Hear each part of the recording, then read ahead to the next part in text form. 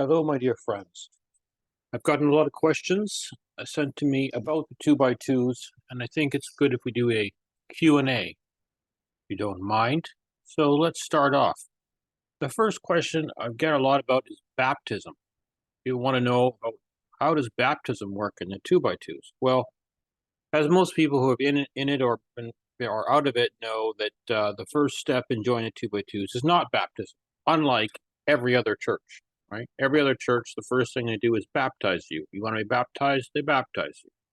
In the 2x2s, no. First thing you do is you profess, right? So, meaning they have a hymn at some meeting, they're singing, and you stand to your feet, and then they say, okay, now you're basically a probationary member.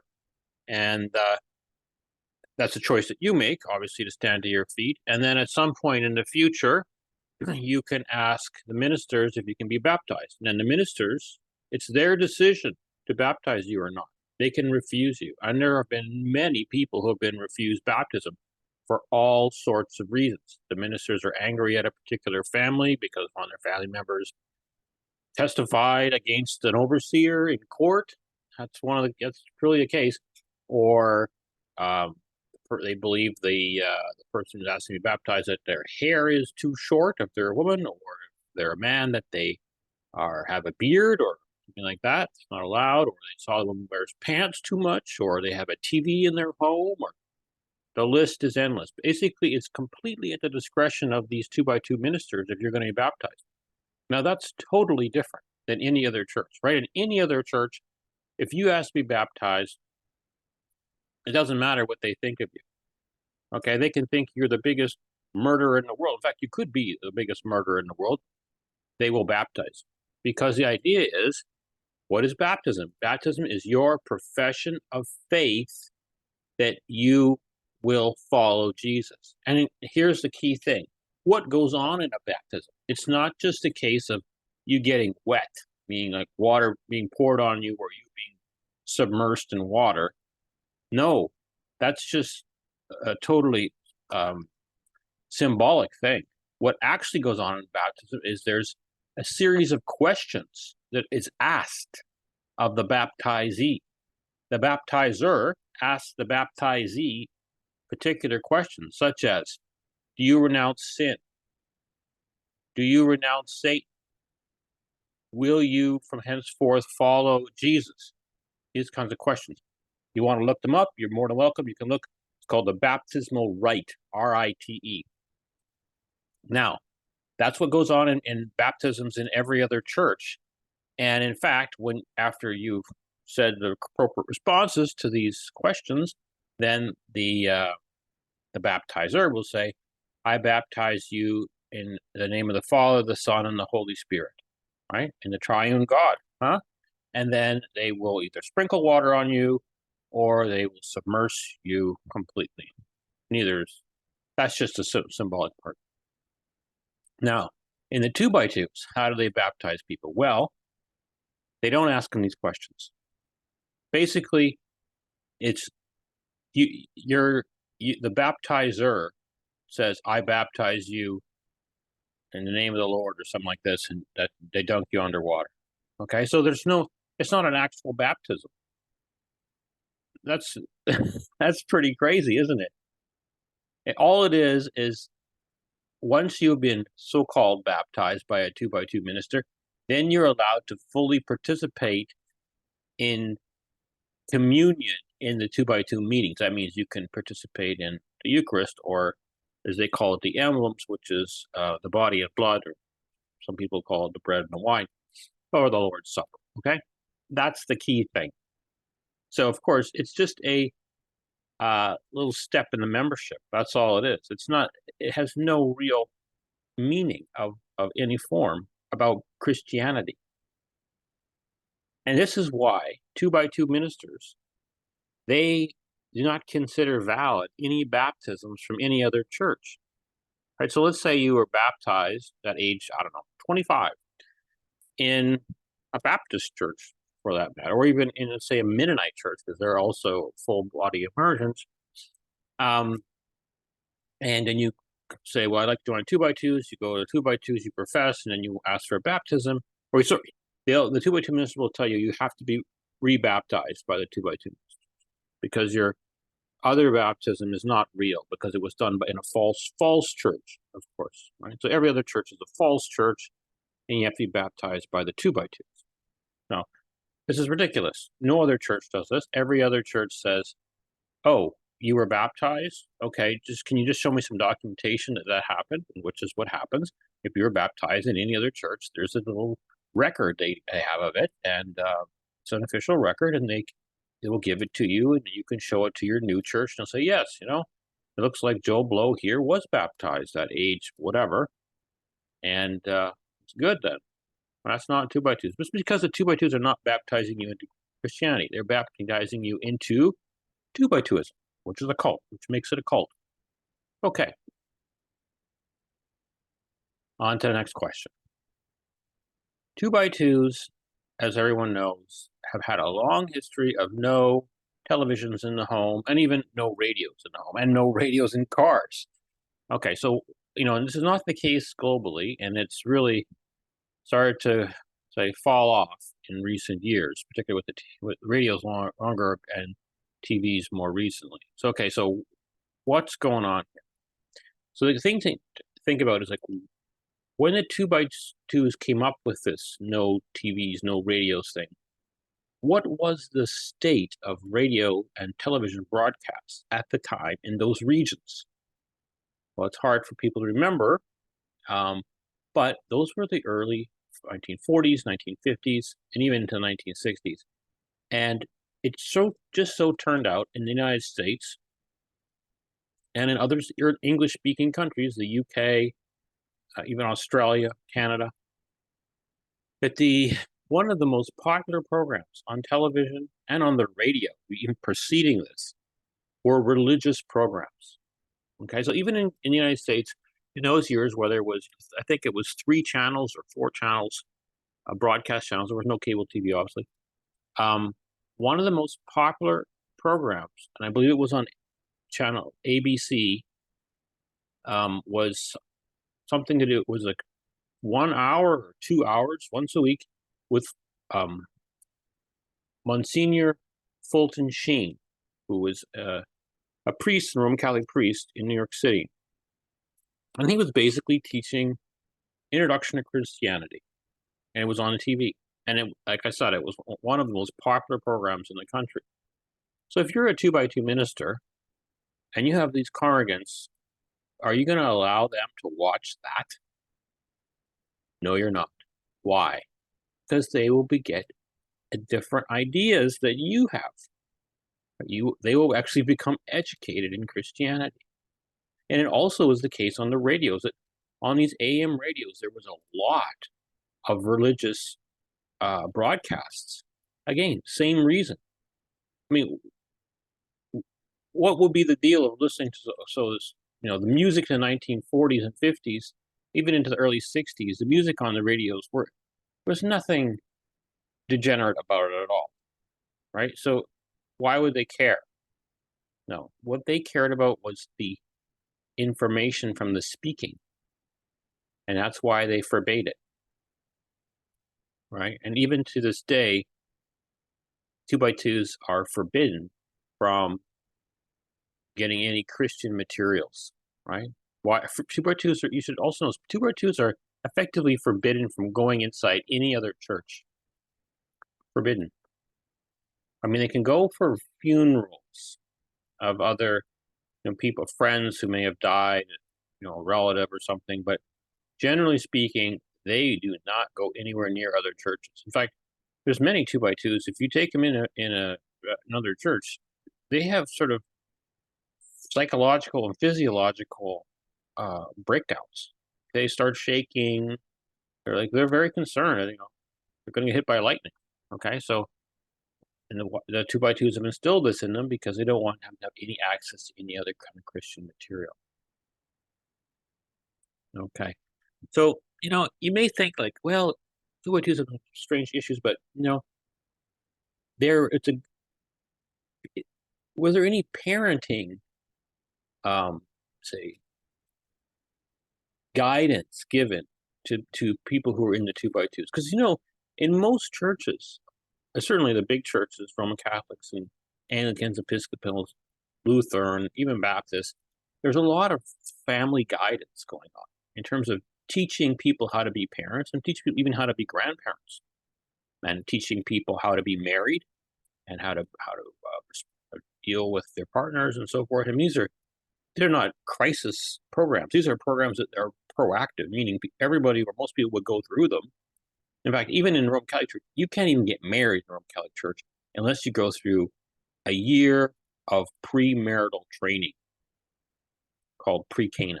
So do the 2x2s do this sort of thing? No, they do not. They have none of these programs, of course. But no surprise that their family and parenting is really not so good.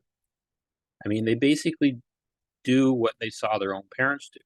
But the 2x2 ministers, and this is not universal, but it's in certainly a significant number of locations in the English-speaking world for sure, where 2x2 ministers have been instructing parents, either in private or they've been doing it from, like in gospel meetings or conventions, that the parents should beat the children before the age of 3. Okay, so either with the hand or with a leather strap, beat them before the age of 3, so the child is submissive. You basically crush their spirit. And the upside of this, when the child, is older, because it happened before the age of 3, the child will have no memory of this happening to them. So you can ask a lot of people who've grown up in 2x2 homes, and they will confirm this. They will say, yeah, I don't remember being beaten, but I remember my younger siblings being beaten at that age, or some people say, I saw this going on in the 2x2 meetings, even for beating young babies with leather belts. Okay, it is very common. And the whole thing is to crush these kids' spirits and make them totally obedient. So then, as their life goes on and become teens or whatever, they're not only obedient to the parent, they're obedient to the 2x2 ministers and to anyone. So this is why a lot of 2x2s are almost like drones, obedient drones. So you can't really break them out of this cult so easily. They're totally crushed inside. Okay. Is the 2x2 ministers or just the 2x2 people as a whole, are they involved in any kind of ministries in the community? I mean, ministries in the community is a pretty big thing for almost every Christian church, because charity is one of the major commandments you're supposed to do, according to St. Paul. And so a lot of Christian churches do things like they have food pantries for the poor, or they have free clothing for the poor, or they have blood drives, or they're going like building houses for the poor, or things like this. They have educational programs. They may have even built schools with very discounted tuition or free tuition for poor people. I mean, this is a very common thing. I mean, the Catholic Church is huge into this. Huge. They have massive charity arms. And I think even just the Knights of Columbus, which is just a Catholic entity, it's not even like the main Catholic Church, it's a Catholic adjacent entity, I believe gives away to charity over $110 million a year. Okay, so it's a big deal in other churches. But the 2x2s, they have no charities of any kind. They do not give away a single cent. Not a single cent. They have no charity functions of any kind. They do not have food pantries. They do not help build people's houses for poor people. They don't have any education programs. Here's the thing: even in communities that would have sort of like interdenominational charity programs, where multiple churches are involved in this kind of thing, either the 2x2s, if they're living in that community, they will not participate. Okay, they will not. Oh, 2x2s will help each other, help other 2x2s, but they'll never help people outside their group. And in fact, if you start asking, we're just using the word ministry, you have to do ministries, which in every other church means these sort of things we described. in a 2x2s, what they think that word means is that their 2x2 ministers go out and convert people by just talking to people, right? Convince, obviously, with the power of their word, like magic is going to happen and people will be converted. That's what they think. Like, it's very confusing. Okay, next question, which is on divorce. Now, this is a very confusing thing because it's confused within the actual 2x2 system. There's two views on this. So, is divorce allowed in 2x2s? Well, there's no actual sacramental marriage in 2x2s. So, let's explain this. If you get married in an Anglican church or Episcopal church or Lutheran church or Roman Catholic church, you get married by the pastor or the priest, and it's called a sacramental marriage, meaning that you and your spouse and Jesus are getting married. It's a three-way partnership. Okay, and alongside that, or simultaneously to this sacramental marriage, there is a legal marriage. Okay, because this is by the state, right? So that's why you have a marriage license and stuff. Now, in 2x2s, when people get married, there is no sacramental marriage. It's just a state marriage.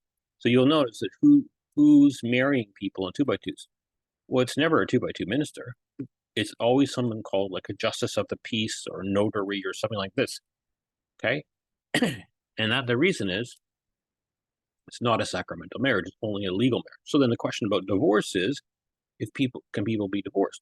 Well, in 2x2s, yes, they can be divorced because all they're doing is breaking the legal contract. There was no sacramental contract, but yet 2x2s do have some, say, resistance to legal divorce. They think that even though they don't have sacramental marriages, that marriage should be for life. Okay, that's generally speaking, and people are generally quite resistant to divorce. Okay, but here's the problem. They don't really have a system for determining what's an acceptable divorce and what's not. Meaning, like, people could get divorced because whatever, they just found someone more physically attractive than their current spouse, right? Or whatever. Or they could be getting divorced because their spouse is physically abusive for them, right? So those are two different reasons for getting divorced. One seems very trivial, and the other one seems quite serious. Now, 2x2s make no distinction between those kinds of divorces. For them, a divorce is a divorce. So what happens is, because they're resistant to divorce, you have a lot of spouses who are in highly abusive marriages, and they're effectively coerced into staying in those marriages because of this resistance about divorce. Okay, so it gets so bad that there's in not all parts of the United States, but in significant part, if you get divorced, you're not allowed to participate in Lord's Supper communion. But the next step is, let's say you did get divorced, but then you got married again, remarriage. Well, this in at least half the United States, you're not allowed then to even say anything in a 2x2 meeting. You can't even give your testimony or so forth or pray. All you're allowed to do is sit there. So that's the state of affairs. And of course, this is enforced by these 2x2 ministers. So it doesn't really make any sense. Someone could be in a super abusive marriage. First of all, it was not a sacramental marriage to begin with. And then it could be super abusive. You get out of it, and you just say you had children. You get out of that marriage, you find an appropriate spouse for you who's going to help you raise these children, and you're doing very well, and you can be married for 50 years, and still you're persona non grata. All you have to do is sit there and listen. You're not allowed to participate. Okay, that's extreme. Now, does it go on in other churches? Nothing like that goes on in their churches. Other churches have systems to deal with these different kinds of divorces. Now, first of all, I told you other churches have sacramental marriages, they have marriage preparation, and they have marriage counseling programs and stuff to help fix these marriages that are in crisis. But even if a marriage goes into divorce because of abuse or something like that, other churches have tribunals to determine if this divorce was legitimate or not, or whether it was for trivial reasons.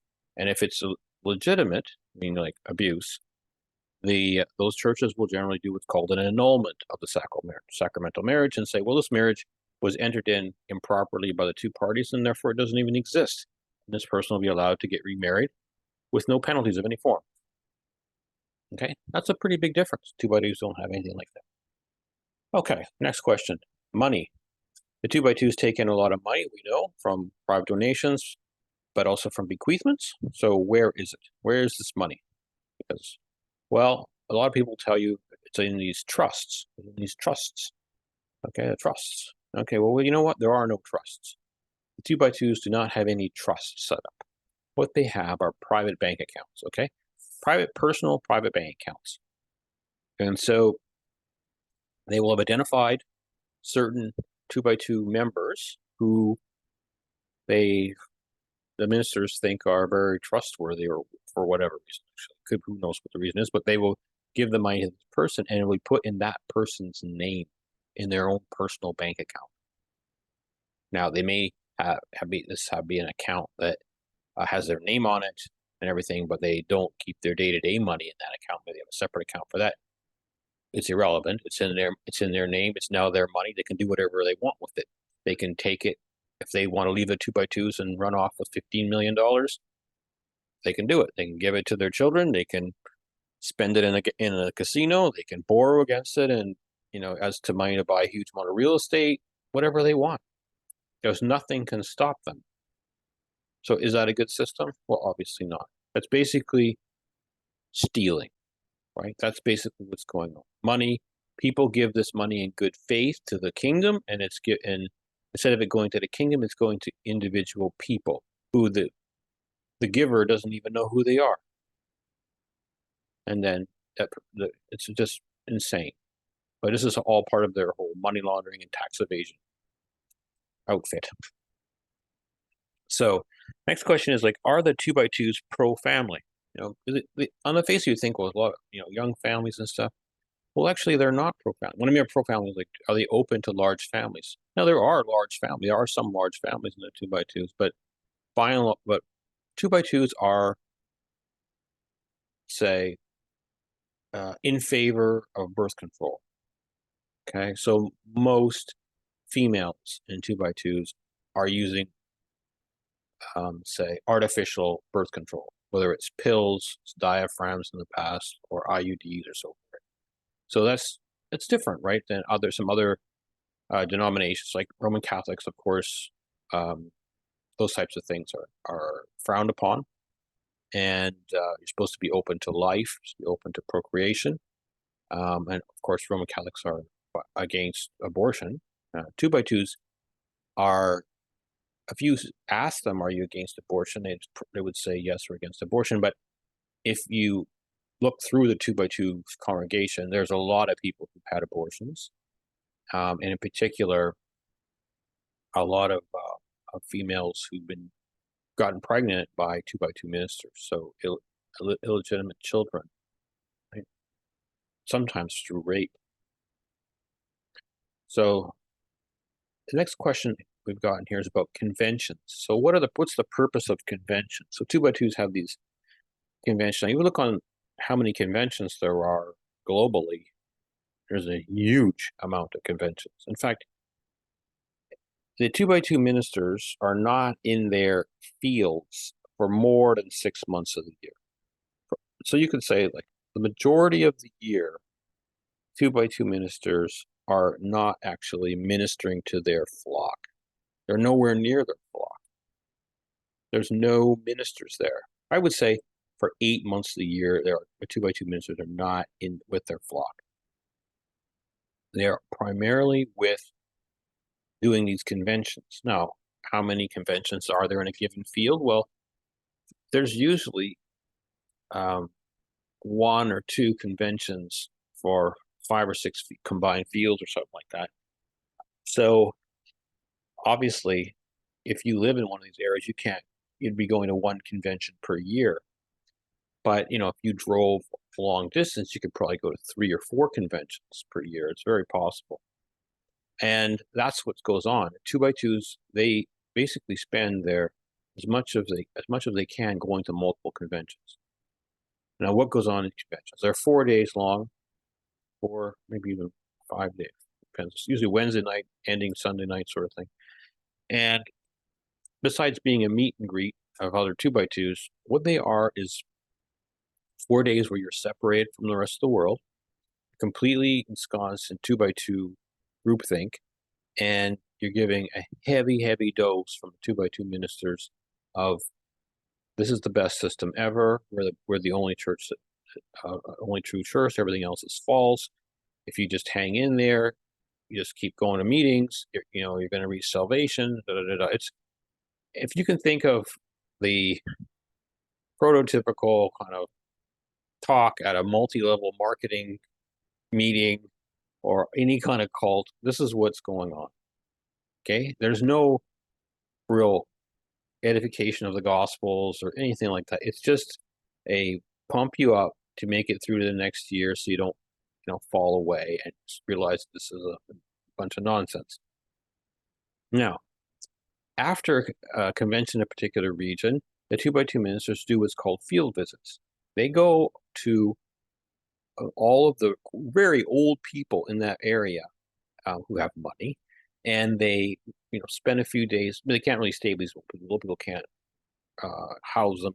Can't take care of them because they're too old. But they will spend as much time as possible with these old people individually to just really say you're almost there. You almost made the end of your life. You're going to get to go to heaven because you've been in a 2x2s. You haven't left the 2x2s. So blah blah blah, and try to convince these old people, to give their estates, all their assets, will it to the 2x2 system. Now, remember, it's not to the 2x2 system. It's going to go to some individual 2x2 royalty, a personal account. But from the old person's perspective, they don't know that. They think it's going to the 2x2 kingdom. And what's so interesting about this conventions and field visits is that it's the 2x2 ministry. They, let's say, parachute in their top salesmen to do this in both the convention and the field visits. So this is why certain states, like California, for example, spends over $100,000 a year on flight budget of airplane tickets to fly its ministers around to different parts of the world to do these VIPs, to drop these high, very slick snake oil salesmen to convince these people. That's what it's all about. So, you go to a convention and you're going to be exposed to the best salesmen, basically. Okay? They're not sending you people who are the best educators of the gospel. I mean, none of these people are. So none of them had any training of any form. No, their issue is like, who's the best salesman, like, of the 2x2 system. Next question is about members lists. There used to be these things called members lists, like little books that had all of the names, family names, kids' names, the telephone number, and the postal addresses of members in a given state, like so in the state of California, so forth. And this was phased out in the early 1990s, and that's not because of cost, because 2x2s can certainly afford it. No, it was stopped because outsiders or ex-2x2s were using these books to get to mailing addresses of 2x2s and send them copies of some books about the origins of the 2x2s. And the ministers didn't want this outsider information going to them, so basically they said, well, how are we going to stop this? Well, let's just get rid of the lists altogether. Get rid of the lists. So now that we're more than 30 years since then, it's very difficult to find out the addresses and names of people to send them material, unless, of course, they're on internet and they have a Facebook account or whatever. But oh, here's the next question about convention grounds themselves. So they have these conventions on these private property. It's a rural property, and well, what's the legal status of this property? Well, it's owned by a person, family, and at least the title's in their name, and they take care of the property. So the convention there might be 1, 2, or 3 conventions on that property in a season. So in the summer, whatever, autumn, something. And the rest of the year, this family is responsible for caretaking that property. Now, there's going to be a lot of buildings on there. There's a lot of infrastructure, particularly water systems and sewage systems and stuff like that, and keeping rodents away and vermin, all kinds of stuff. So that's a lot of work, and cutting all the grass and keeping it, keeping the ground drained so it's not muddy and blah, blah, blah, blah, all these things. But this family gets no compensation for that. And so what's going on? Well, usually what happens is when they go to buy this property, they'll have some money of their own, but they'll also be given a loan not from a bank, but from a 2x2 royalty. And what happens is that, and if you own this property, so I had it, I'm tired of this. It's actually a little difficult to sell because there's a lien against the property, right? Now, if you can't get much more for the property than you owe on it, you're in a real bind, right? Because then you have to come out of your own pocket with some extra money. So this lien on the property is a piece of leverage to keep these convention owners in line. Now, if I was a convention owner, first of all, I wouldn't want to be one, but secondly, if there's any kind of malfeasance goes on that property, like raping kids or things like that, that convention ground owner is the one who's legally liable, right? So they don't carry insurance against things like that at all. The next question is about mental illness. Is there cases of mental illness 2x2s? Well, in the congregation, yeah, there's a lot, but what's even more interesting is that amongst the ministers themselves, there are very high rates of mental illness. I've seen estimates from doctors who are 2x2s, and they said that upwards of 75% of all the female 2x2 ministers are on psychotropic drugs or antidepressant or anti-anxiety type things. I mean, it makes sense. The working environment is insane, really. It's totally unnatural. Imagine having to be a guest in someone's home all your life. No privacy ever. You are constantly a burden on people, but you can't really negate that. You can't really fit in. The older you get, the more of a burden you are on these people. You have no actual ministries you're involved in. You're not doing any of these charity things we talked about earlier. Nothing. You do nothing except go have these gospel meetings or these conventions and talk for a few minutes at a go, right? About something you don't know anything about. Just grab some random words out of the Bible and babble on about how you need to be faithful to the kingdom, and that's it. The rest of the time, you're bored out of your skull. And then, of course, there's all the sexual abuse going on, right? Minister on minister, minister with congregants, ministers with kids. It's just totally insane. It's a super, super dysfunctional work environment and super dysfunctional people. All right, last question for today is going to be about shunning. So this is a cult, obviously, so most cults do shunning, and 2x2s, yes, they do shunning also. So what happens is, in the past, it used to be very explicit. If you were a 2x2 member and you said, I'm out of here for whatever reason, maybe because you'd been raped 50 times by a minister or something, I'm out of here. Or you tried to tell a minister that another minister had been raping you and they kick you out. Everyone who's a 2x2, who you might have been your closest friends in the world, will no longer talk to you. They won't take your phone calls. They won't look at you on the street or anything. I mean, you are persona non grata. You are, they call dead to me. Okay, even your own family members will do that to you. There's a number of cases, many, many, many cases of own family members no longer speaking to their family members who have been put out or left the 2x2s. This is this is how cults are. This is a major cult characteristic. Now, is that going on today? It's some of it's going on today. It's not fully like that, but things have kind of cooled down because there's been so many people leave the 2x2s that it makes it pretty hard for the people who are in the 2x2s to continue shunning, because actually the 2x2 people are generally a minority. So they have to say, well, and the people who leave the 2x2s, they're not trying to shun anyone, right? Now, there's more nuance to the shunning as around marriages. So if, for example, you're married and your spouse no longer in the 2x2s for whatever reason, the ministers will come to you and they will try to put a division in your marriage, and they'll do that by telling you, look, you shouldn't be having sex with your spouse, and then you shouldn't even be sleeping in the same bedroom as your spouse. You and your spouse, because one's in the 2x2s, one's not, you're going to have to get separate bedrooms. Okay, this is the kind of things they will also try to divide parents from children. So if you have children, you're a 2x2, and you have children who are not, the 2x2 ministers many times will try to get you to distance yourself from the children. And you think, okay, that's shunning. Yeah, that's kind of expected with cults. But there's another reason, and that is the more distant you are from your children, the less chance when you die you're going to give your estate to them.